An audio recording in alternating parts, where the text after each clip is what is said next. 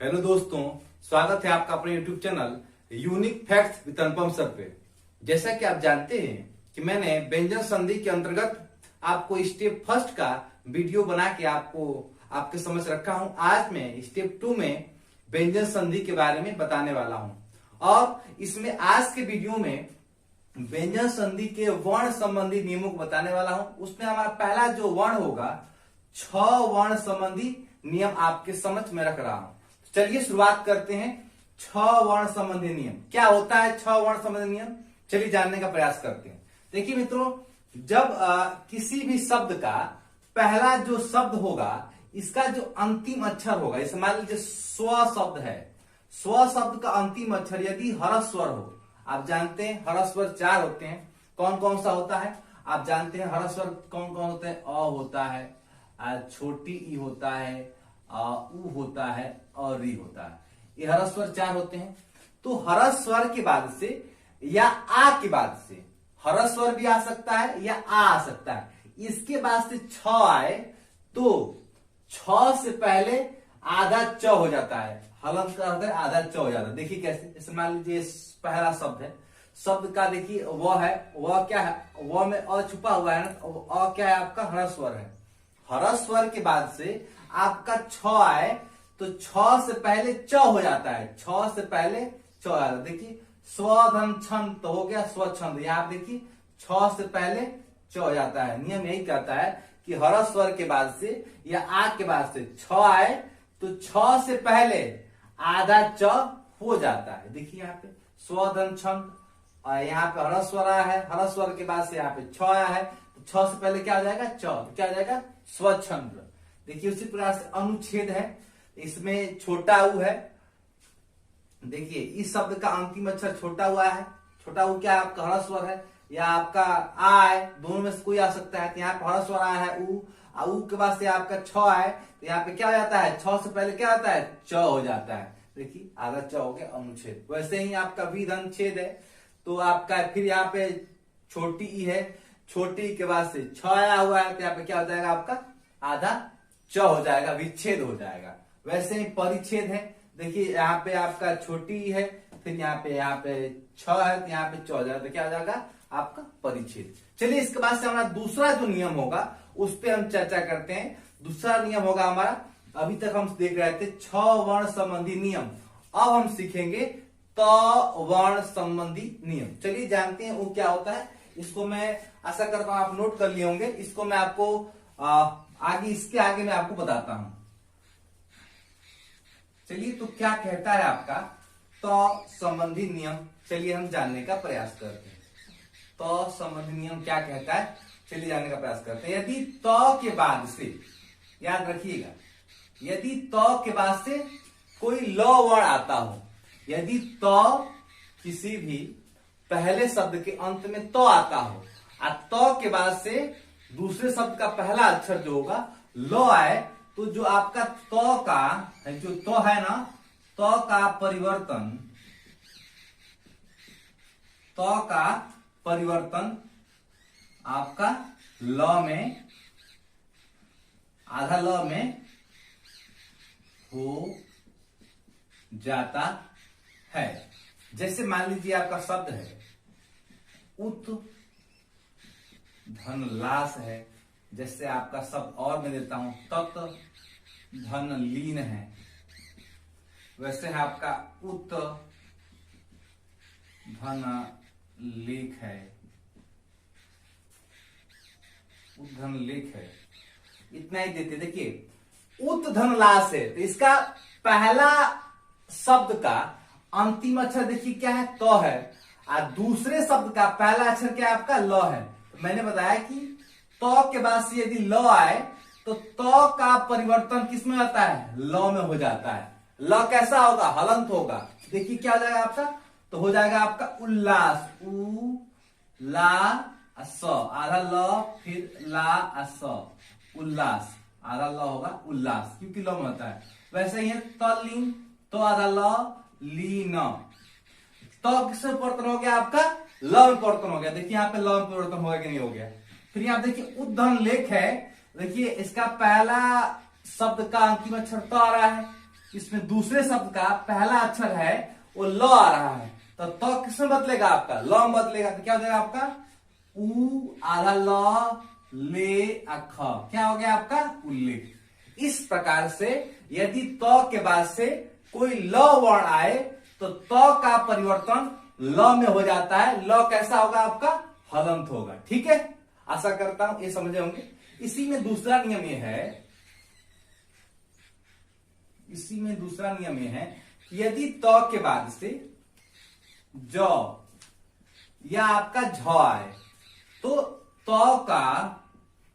का परिवर्तन आपका ज में हो जाता है। किसमें हो जाता है, त का परिवर्तन आपका ज में हो जाता है। ज कैसा होगा आपका हलंत होगा। देखिए त के बाद से यदि ज या झ आए तो त का परिवर्तन ज में हो जाता है। देखिए कैसे है, जैसे मान लीजिए एक शब्द है सत धन जन है, जैसे और है उत धन ज्वल है, जैसे शब्द है आपका जगत अधन जननी है, जैसे शब्द है आपका उत धन झटिका है, उद्धन झटिका। यहां आप देखिए पहला जो शब्द है, पहला शब्द का अंतिम अक्षर त हो, त है, त के बाद से या तो ज आए या तो झ आए। देखिए यहाँ पे ज आया हुआ है, यहाँ पे झ आया हुआ है। ठीक है, तो जो त का परिवर्तन होगा, त का परिवर्तन किसमें होगा, ज में होगा। तो यहाँ पे सत धन जन है तो क्या हो जाएगा आपका स आधा ज न सज्जन हो जाएगा। वैसे ही है उद्धन ज्वल है, यहाँ पे क्या हो जाएगा उ त का परिवर्तन किसमें होगा, ज में होगा। यह नियम है ना कि त के बाद से ज या झ आए तो त का परिवर्तन ज में होगा। यहाँ पे त है, यहाँ पे ज है, तो क्या हो जाएगा उज्ज्वल। और मित्रों ये सवाल बहुत बार पूछा गया है, उज्ज्वल का संधि विच्छेद क्या होगा, या पूछा गया है उज्ज्वल हम लिखते कैसे हैं। तो उ आधा ज व ल, उज्ज्वल इस तरह से आपका हम लिखते हैं। वैसे ही आपका जगत जननी है तो त के बाद से ज आया हो तो क्या होगा आपका जग जननी, जग जननी। देखिए यहाँ पे त का ज में परिवर्तन हो जाएगा। ज कैसा होगा आधा होगा, आप देखिए हलंत है। वैसे ही उद्धन झटिका है तो त का परिवर्तन किसमें होगा आपका आधा ज में होगा। फिर क्या हो जाएगा आपका उ ज झ टी का, उज झटिका। देखिए ये आपका बंगाली शब्द है उज्झटिका। इसका अर्थ है आपका बिछिया, जो पांव में पाया जाता है ना बिछिया, इसका अर्थ उज्झटिका का होता है बिछिया। तो आशा करते हैं आप ये भी नियम समझे होंगे। चलिए और देखते हैं, और भी त संबंधी वर्ण के कुछ नियम है। चलिए यदि त के बाद से, देखिए यदि त के बाद से ट या आपका ड आए, त के बाद से ड आए तो आपका त का परिवर्तन आपका ड में हो जाता है। किसमें हो जाता है, ड में हो जाता है। देखिए त के बाद से यदि ट आए या ड आए तो ट का परिवर्तन ड में हो जाता है। किसमें आता है, ड में हो जाता है। देखिए जैसे है आपका एग्जाम्पल है उत धन डयन, ये बहुत पूछा गया है, याद रखिएगा उत धन डयन। और अगला एग्जाम्पल जैसे बृहत धन टीका। तो यहाँ पे देखिए यहाँ पे ट आया हुआ है और यहाँ पे ड आया हुआ है। ठीक है, देखिए कैसे होगा उत त का परिवर्तन किसमें होगा, त का परिवर्तन होगा ड में, तो हो जाएगा तो यहाँ पे लिखेंगे आपके ड और फिर ड य न उड्डयन। वैसे ही है तो व्रीह देखिए यहाँ पे होगा ट टीका, बृहट टीका। तो यहाँ पे आपका देखिए तो त का परिवर्तन ड में होगा और आपका ट का जो परिवर्तन होगा ट में होगा। यहाँ पे थोड़ा जोड़ लेते हैं, त का परिवर्तन ड में होगा और ट का परिवर्तन ट का यदि परिवर्तन आएगा तो किसमें होगा आपका ट में होगा। ट का परिवर्तन आपका ट में होगा। ठीक है, तो यहाँ पे बृहद टीका है तो बृहट टीका हो जाएगा। बृहट टीका माने बृहद टीका का अर्थ होता है कि बड़ा टीका। बात समझे कि नहीं। तो के बाद से यदि ट और ड आए तो तो का परिवर्तन आपका ड में हो जाएगा, और यदि और आपका तो का जो परिवर्तन होगा तो के बाद से यदि आपका ट आए तो तो का परिवर्तन, यहाँ पे थोड़ा गलती हो गई, यहाँ पे तो का परिवर्तन आपका ट में हो जाएगा। देखिए हो जाएगा बृहत टीका, यहाँ पे ट टीका हो गया। ठीक ना, आशा करते हैं आप नियम समझे होंगे। चलिए आगे हम देखते हैं। फिर यदि बात करूं, यदि तो के बाद से, याद रखिए यदि सौ आए, तो के बाद से यदि सौ आता हो तो आपका क्या होगा, तो का परिवर्तन तो का च में तथा सौ का परिवर्तन आपका छ में हो जाता है। देखिए ध्यान दीजिएगा, तो के बाद से यदि सौ आए तो का परिवर्तन च में तथा सौ का परिवर्तन छ में हो जाता है। किस में आता है, छ में हो जाता है। देखिए कैसे, जैसे मान लीजिए आपका शब्द है उत धन श्वास, एक शब्द हो गया, सत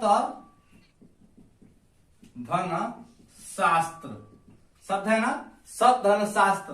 तो उत धन श्वास का क्या होगा आपका, यहाँ हो जाएगा। देखिए मैंने बोला कि तो के बाद से यदि सौ आए, देखिए सौ आया हुआ है ना, आधा सौ है, यहाँ पे सौ आया हुआ है, तो इसका परिवर्तन किसमें होगा, तो का परिवर्तन च में होगा, तो यहाँ पे क्या होगा च, और सौ का परिवर्तन छ में होगा तो छ उच्च, और उसके बाद से क्या हो जाएगा आपका उच्छ्वास है तो वास हो जाएगा उच्छ्वास। वैसे ही इसमें सत धन आपका शास्त्र है तो तो का परिवर्तन किसमें होगा, च में, तो सच, और सौ का परिवर्तन किसमें होगा आपका छ में, और फिर है शास्त्र सछास्त्र। ठीक ना, तो सत्य अस्त्र को हम शास्त्र को हम सछास्त्र कहते हैं, और ऊपर की श्वास को हम उच्छ्वास कहते हैं। उच्छ्वास का पूछा गया है, संधि विच्छेद क्या होता है, तो उद्धनुश्वास होता है। यदि आपके परीक्षा में पूछे उच्छ्वास शब्द कौन सा आपका संधि है, तो आप बताएंगे व्यंजन संधि है। चलिए अगला हम इसका देखते हैं नियम। अगला है कि यदि तो के बाद से आपका च आए या आपका छ आए, तो के बाद से हलंत है, तो के बाद से या तो च आता हो या तो छ आता हो, तो का परिवर्तन जो है च में हो जाता है। तो का परिवर्तन आपका किसमें आता है, तो का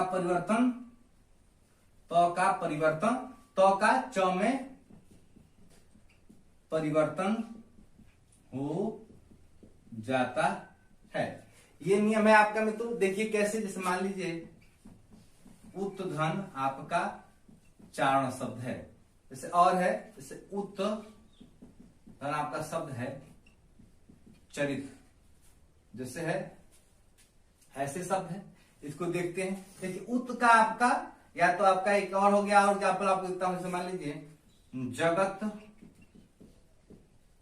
धन छाया है, आपका सत धन चरित्र है। देखिए इतना देखते हैं, तो उत धन आपका चारण है। यहाँ पे देखिए तो के बाद से च आया हुआ है ना, तो के बाद से आपका च आया हुआ है, तो का परिवर्तन किसमें होगा, तो का परिवर्तन होगा च में, तो कैसे होगा आपका उच्चारण हो गया ना, तो का परिवर्तन किसमें होगा, च में, सीधा सा बात है।